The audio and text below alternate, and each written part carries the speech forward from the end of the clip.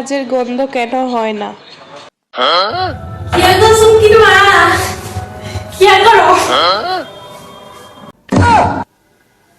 দিদি আয়ো আয়ো।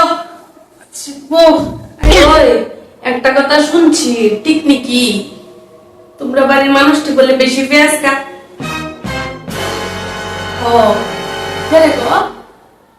তো পেঁয়াজ খাচ্ছে মুখ তো গন্ধ করে না দিই তারা। আমার একটু সাহায্য করো।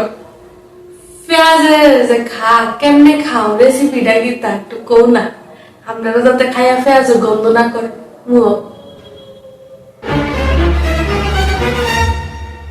রেসিপি সিক্রেট কেউ রে করেও না, কিন্তু প্রথমে পেঁয়াজটিরে কাটবা, কুড়ি কুড়ি একদম পলি পলি পলি পলি করে কাটবা, বুঝলি?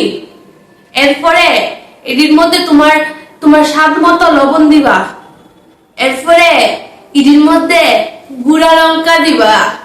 এরপরে তোমার পছন্দ যদি চাট মশলা দিবা, দিয়া একটু খাওয়ানোর তেল দিয়ে মাইকা লিবা।